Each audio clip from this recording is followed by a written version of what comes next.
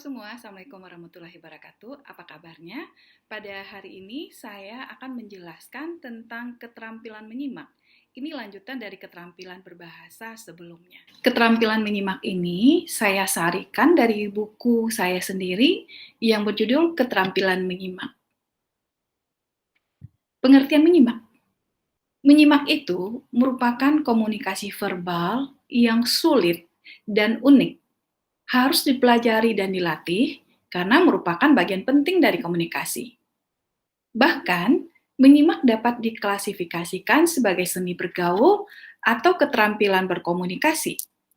Peranan menyimak itu penting dalam berkomunikasi karena memiliki manfaat dalam mengembangkan kemampuan berkomunikasi dan menempati ruang paling besar dalam aktivitas berkomunikasi, yaitu sekitar 50% aktivitas komunikasi itu dinominasi oleh menyimak. Nah, itu di dalam buku saya ya, di halaman 2. Kemudian, kata menyimak dalam bahasa Indonesia memiliki kemiripan makna dengan mendengar dan mendengarkan. Ketiga istilah itu sering menimbulkan kekacauan pemahaman, bahkan sering dianggap sama sehingga digunakan secara bergantian. Padahal itu berbeda ya. Nah, kita lihat perbedaannya. Oke. Perbedaan menyimak dan mendengar. Jadi tidak sedikit orang yang beranggapan menyimak itu sama dengan mendengar. Padahal menyimak dalam bahasa Inggrisnya listening itu berbeda dengan mendengar atau dalam bahasa Inggrisnya sering disebut hearing. Jadi menyimak itu bersifat aktif, sedangkan mendengar itu bersifat pasif, tapi spontan dan tidak selektif. Ya. Kemudian kalau kita lihat, menyimak itu tidak hanya melakukan aktivitas mendengarkan, tetapi merupakan sebuah proses memilih dari sekian banyak rangsangan di sekitar kita. Menyimak menyangkut proses dan interpretasi terhadap informasi yang diterima. Itu menurut Heri Hermawan. Oke, sekarang ya, kita akan melihat apa itu perbedaan mendengar, mendengarkan, dan menyimak. Nah, oke. Secara lebih rinci, menyimak juga mempunyai tahapan yang komprehensif. Itu dimulai dari yang pertama itu mendengar. Mendengar itu seperti yang di dalam gambar yang terlihat, itu hanya sepintas saja. Contohnya, jika kita mendengar suara pesawat, kemudian klakson mobil, atau deru ombak, atau suara angin. Ya. Kemudian, mendengarkan itu di atas konsentrasinya dari mendengar. Jadi lebih meningkatkan perhatian terhadap suara atau bunyi yang masuk ke telinga, seperti mendengarkan orang mengetuk pintu dan mengucapkan salam. Kemudian mendengarkan orang menyebut nama kita dan sebagainya. Ya, misalnya ada yang lewat nih dalam sebuah kelompok pertemanan, kemudian tiba-tiba ada namanya disebut. Nah, itu mungkin mendengarkan. Loh, kok nama saya disebut? Nah, gitu ya. Kemudian yang tahapan tertinggi adalah menyimak. Menyimak itu lebih komprehensif. Kenapa? Karena memperhatikan sungguh-sungguh kepada bahan simakan. Misalnya, memperhatikan dosen menjelaskan materi perkuliahan, menyimak radio, menyimak bahan bacaan, dan lain-lain. Seperti yang Anda lakukan sekarang ini, ya, ini artinya menyimak kalau memang mendengarkannya secara sungguh-sungguh. Oke. Selanjutnya, benarkah janin itu bisa mendengar? Ya, jadi ada teori yang mengatakan kalau anak itu sudah bisa mendengarkan, menyimak sejak dalam kandungan. Setelah dia lahir, maka anak tersebut diajarkan berbicara. Pintar berbicara, maka ia pun diajarkan membaca. Keterampilan menulis diajarkan setelah anak bisa menyimak, berbicara, dan membaca, karena keterampilan menulis adalah akumulasi dari ketiga keterampilan sebelumnya. Ya, boleh percaya, boleh tidak, tetapi sebenarnya dalam Islam ya, bayi itu sebenarnya sudah bisa mendengar atau menyimak di dalam rahim ibundanya. Makanya sering disuruh orang untuk mengaji. Jadi kalau mengaji biasanya itu ada rangsangan yang diperlihatkan atau yang dilakukan oleh bayi. Biasanya gerakannya lebih kencang, kemudian mungkin bayi bisa lebih tenang, lebih nyaman. Nah, kemudian juga Ketika seseorang berkomunikasi, menyimak menjadi salah satu keterampilan berbahasa yang penting untuk menunjang keberhasilan aktivitas pribadi, kemudian akademik, dan profesi. Peranan penting dari keterampilan menyimak ini mesti disadari oleh setiap pengajar bahasa. Kenapa? Sebab ada pemahaman bahwa keterampilan menyimak ini dapat diperoleh secara spontan tanpa melalui latihan intensif. Ya, itu sebenarnya salah. Karena kenapa? Untuk menjadi seorang pendengar yang baik, agar dapat menyimak dengan baik, maka keterampilan tersebut harus dilatih, ya. Ini menurut Andri Wicaksono. Nah, pentingnya peranan menyimak.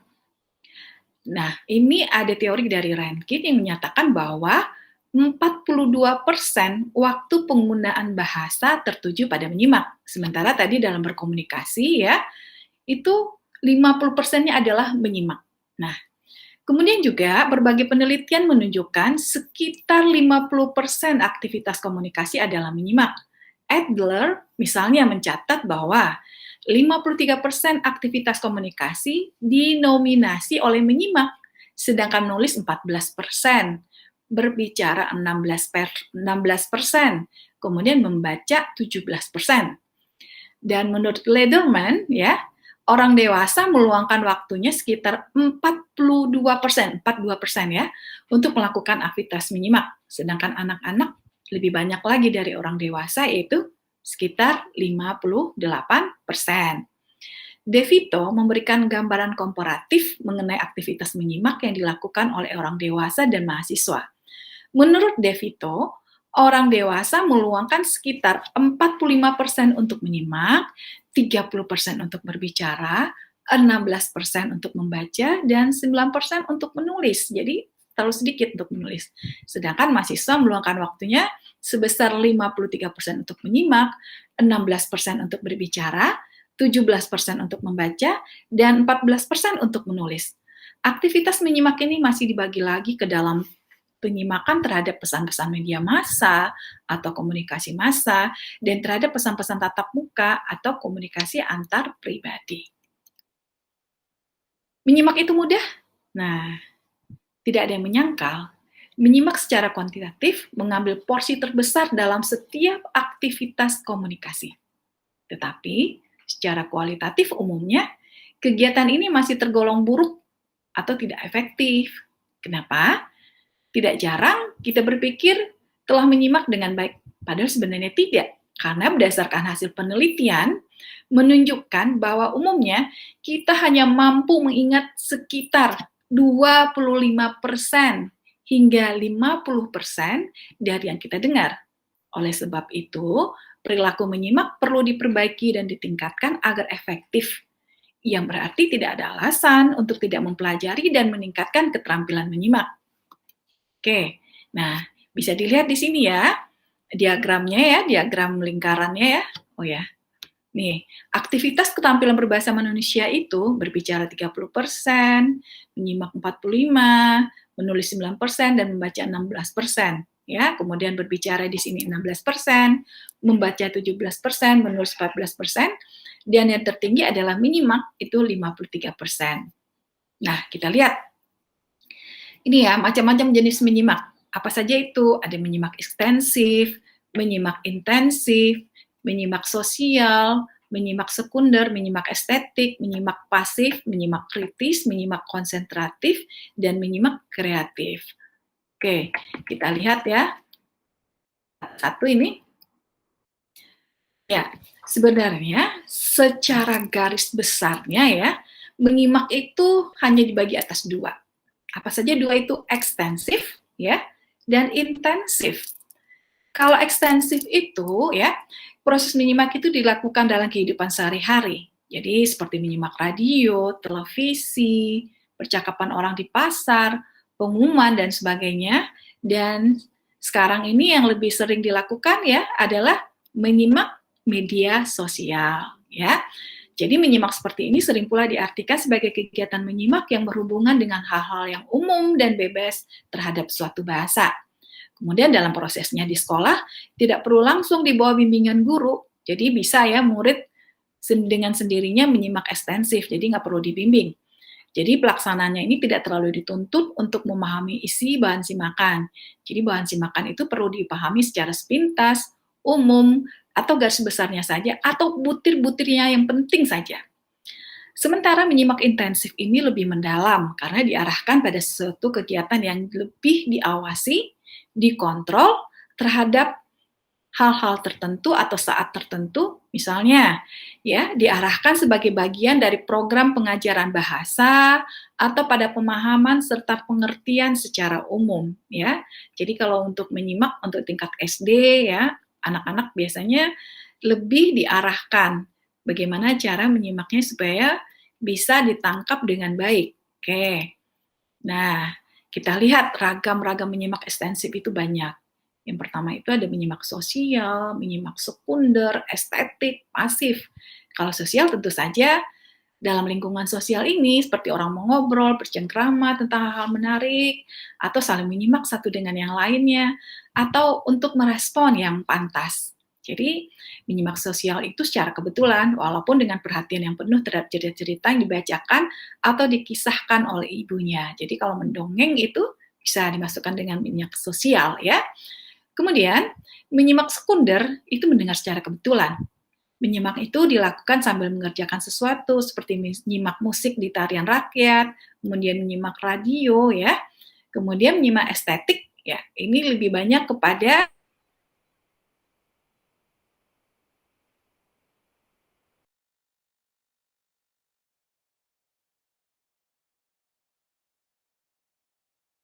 melalui radio atau televisi ya. Secara imajinatif penyimak ikut mengalami merasakan karakter dari setiap pelaku. Jadi menyimak estetik ini atau menyimak apresiatif ya namanya adalah fase terakhir dari kegiatan yang termasuk dalam menyimak secara kebetulan dan menyimak secara ekstensif. Dan selanjutnya ragam menyimak ekstensif ya yang menurut Tarigan itu ada menyimak pasif. Artinya apa? Penyerapan satu bahasa tanpa upaya sadar yang biasanya menandai upaya menyimak. Untuk melakukan hal ini perlu mempergunakan teknik-teknik tertentu yang bermanfaat. Ya. Nah, sekarang kita lihat menyimak intensif ya. Itu yang menyimak lebih mendalam. Apa saja? Ini menyimak kritis, konsentratif, kreatif, eksploratif, interogatif, dan selektif. Kalau kritis itu apa? Itu tujuannya untuk memperoleh fakta yang diperlukan. Jadi jangan gampang ya untuk menilai sesuatu, kita harus mengkritisinya dulu. Jadi penyimak bisa menilai gagasan, ide, informasi dari pembicara. Ini perlu ya di zaman media sosial sekarang ini. Jadi kita menyimak harus menjadi seorang penyimak yang kritis. Karena kenapa? Kita harus bisa mencari kesalahan atau kekeliruan orang tersebut ya, dari pengetahuan-pengetahuan kita yang ada, bahkan juga bisa membandingkannya dengan pengetahuan-pengetahuan yang kita punya. Jadi, butir-butir yang baik dan benar dan ujaran seorang pembicara dengan asal-asalan yang kuat dapat diterima akal sehat. Contohnya apa itu? Itu menyimak pidato politis, pidato filosofis, dan kata-kata memikat dari tukang obral. Jadi jangan percaya tukang obral. Jadi kita harus lihat dulu ya, itu menurut Han. Kemudian apa lagi? Itu adalah menyimak konsentratif, yaitu menelaah pembicaraan atau hal yang disimaknya. Hal ini diperlukan konsentrasi penuh dari penyimak agar ide dari pembicara dapat diterima dengan baik. Dan selanjutnya, menyimak kreatif. Itu berhubungan erat dengan imajinasi seseorang. Jadi, penyimak ya dapat menangkap makna yang terkandung dalam puisi dengan baik karena ia berimajinasi dan berapresiasi terhadap puisi itu. Jadi, imajinasi itu tentu saja atau apresiasi itu tentu saja dibangun oleh pengalaman-pengalaman penyimak sendiri. Jadi pengalaman itu nanti macam-macam, pengalaman pengetahuan, ya, pengalaman sosial, agama, kemudian budaya, kemudian apalagi pengalaman secara kebatinan juga ya. Oke. Kita lanjut lagi, menyimak intensif tadi ada menyimak eksploratif namanya atau penyelidikan. Menyimak dengan tujuan menemukan atau menyelidiki sesuatu lebih terarah dan lebih sempit. Ini biasanya dibutuhkan oleh petugas kepolisian ya untuk menyimak atau menyelidiki sebuah kasus. Nah, menyimak interogatif itu juga diperlukan ya oleh kepolisian ya, karena menuntut konsentrasi dan selektivitas. Jadi harus ada pemusatan perhatian karena penyimak akan mengajukan pertanyaan setelah selesai menyimak. Kemudian dalam kegiatan menyimak interogatif ini sang penyimak mempersempit serta mengarahkan perhatiannya pada pemerolehan informasi dengan cara mengintegrasi atau menanyai sang pembicara. Kemudian menyimak selektif. Itu dilakukan dengan menampung aspirasi dari penutur atau pembicara dengan menyeleksi dan membandingkan hasil simakan dengan hal yang relevan.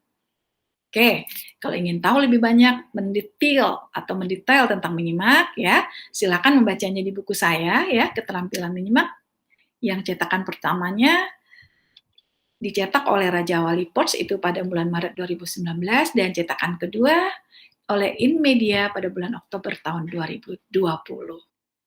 Baiklah, demikian tadi penjelasan saya tentang keterampilan menyimak. Bagi Anda semua yang masih penasaran tentang keterampilan menyimak, ya bisa melihatnya di buku saya. Kebetulan saya menulis tentang keterampilan menyimak, ini seri pertama, kemudian ini cetakan yang kedua. Ya. Terima kasih ya sudah bersama-sama saya tadi menyimak tentang keterampilan menyimak. Mudah-mudahan bermanfaat. Assalamualaikum warahmatullahi wabarakatuh. Sehat selalu ya.